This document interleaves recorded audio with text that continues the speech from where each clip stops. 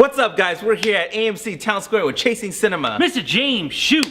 .com. I missed last week, but we're back at it again. Back at it again, Daniel. With them bands. With them white bands. Yes. Mark Wahlberg. Yes. Who else is in this movie? Kurt Russell. John Malkovich. Kate Hudson. Hey. So we have a movie, another true story from Pete Berg, teaming up with Mark Wahlberg. He loves these. Yeah, he likes the true stories, he likes the emotional stories, and he likes working with Mark Wahlberg.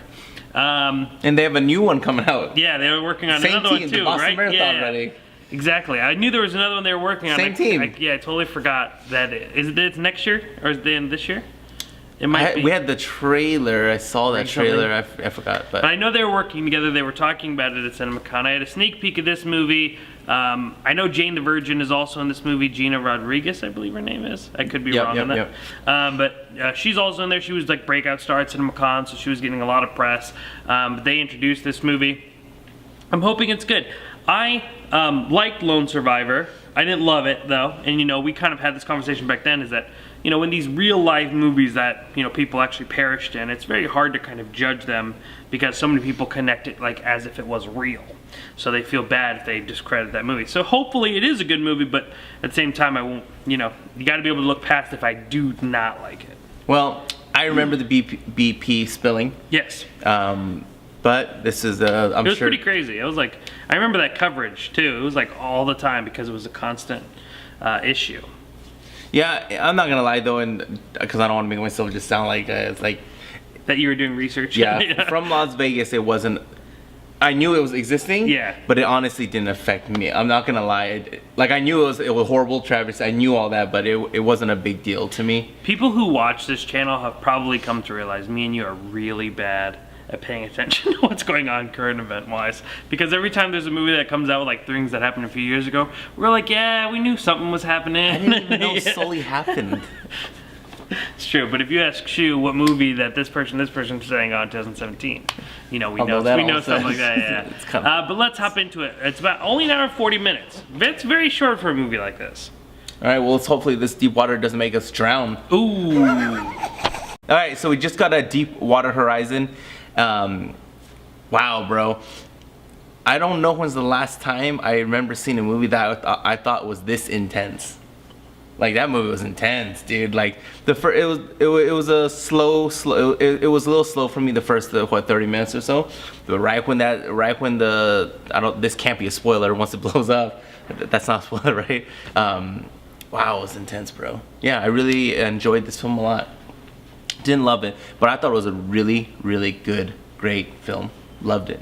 Didn't love it, but I thought it was really good. I enjoyed it. No, I really enjoyed the movie though. Overall, it was great. He loved it, but he didn't love it. Mark Wahlberg was great. Kate Hudson was fine, great. John Malkovich plays that bastard guy. He was good at that. Yeah, I thought John Malkovich honestly was the best performance in this movie. He was good. Gina Rodriguez was fine. Kurt Russell was fine. Yeah. I am curious though. At the very end, I don't know if you know, did they really have to jump off that high? Oh, I don't know. I wonder if that was just dramatized or if that really happened. Ken, do you know? I have no idea. I knew some jumped off, but I didn't know if they jumped off. I don't want to spoil anything. I mean, it's a historical event movie, so there's not really spoilers. But at the end of the film, they show real footage, and they use Mark Wahlberg's, the person who Mark Wahlberg plays. I mean, not a character, because it's actually the real person. His testimony, and he says like. He doesn't sound like they were together the entire time. He's like, that's what I bumped into, this person. So I was like, oh, maybe they just found each other in the water. But I'm not sure. I honestly haven't done like research to compare what really happened. I also liked this movie. I didn't love the movie either. I think that there are some really good things about it. I actually enjoyed the beginning. I actually really liked the first half. I thought it was funny, and I thought it was not a way where we actually get to learn everything about these characters, but I liked spending time with them for the few minutes that we were. Just the quick jabs here and there, and Mark Wahlberg, I've always said Mark Wahlberg I think is literally one of the best actors working when he picks a right movie.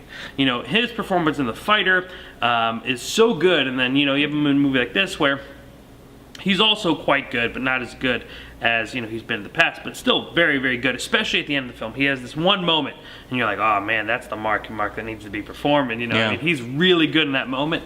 Very tense moment. Kurt Russell is good. He has a very, a kind of also a funny. It's weird that I kept talking about the comedy of this movie, but that really works to make the second half a lot more heavy. As far as yes, the movie is really, really intense, and there is a lot of crazy. The burning fire. Well, stuff. to me, it's funny you said that because to me, it's in between when things start getting fishy to the burning that was, I think, the most tense for me. Like Kurt Russell in the shower, and we're just seeing these little, things that mostly I'm sure you and I have no idea what they're talking about or really what's going on, but the more and more that John Malkovich is pushing and his company is pushing and they're pushing back and you're seeing things that they're not noticing is happening, that's when my tension was at its highest, because we're just waiting for this thing to happen and I don't know when it's going to happen, I don't know exactly what happens, and when it happens you're just like, oh my god. And John Malkovich is so good in this movie with just his facial expressions, because as James Shuey kind of plays the he's the bad guy of the movie. He's the corporate guy who doesn't care about safety or things like that. He just wants to get his project done. And hit his number. There are a few times where we actually get to look in the eyes of that man who holds that guilt on his shoulders, and he portrays it so well. I mean, it is marvelous. I do feel like that part, though, it's more of a movie, usually you have a movie has a 3-act structure. Actually, all movies technically have a 3-act structure, but this one doesn't feel like it. It feels like it has that first half and then that second half, and that's it. So it doesn't have that kind of second half to third act kind of break, and unless you consider once they're actually off the horizon, that's really, really quick. But overall, I think this was a good movie. It's tough again because at the end, I noticed a lot of people were crying and stuff like that, and a lot of people were emotional. But I wonder, is it because had that movie just had regular credits, would they have been that emotional? Or when we see the list of the 10 people who perished on the Deepwater Horizon, the actual photo, the 11, actual videos, 11? I think it was 11. The actual people, that, I mean, he's doing it out of respect, I understand that, but at the same time, that is a way to kind of take an audience and make them very emotional because a real person has died here, and I can't give the movie credit for making me feel that way. But overall, my feelings were invested in this movie, and I did think it was good. Love it. Is it top 10? I'm gonna say no, but it was a great movie. I liked it better than Lone Survivor. Yeah, me too. Yeah. It's a great movie though, and I think you should watch it. Yeah. Patrice! Have a good night. But yeah, it's a great movie. I think everyone should watch it though. Powerful. I thought it was really, I expected this to be kind of in the same, I remember being really iffy on Lone Survivor. I thought there was good things about it, but I didn't love it. But I did enjoy this movie. I think it is a good movie. Just, it doesn't hit that bar of amazing. All right, well, don't forget Tim Burton's Miss Peregrine's Home for Peculiar Children. Already online. And also, don't forget Storks. Yes. It's already online. And don't forget that white also... eye. Oh, that's it. Well, actually, I did my week 38 update. Yeah, that's my online. last week. I'm preparing for my last week because in October, I will be watching all horror films. So it's going to be a lot of scary movies in the month of October. 31 We also have some pretty good stuff coming up because the first week of October, we have Girl on a Train. Excited. Accountant later the week after that. Ooh, Ben Affleck. Yeah, I'm in.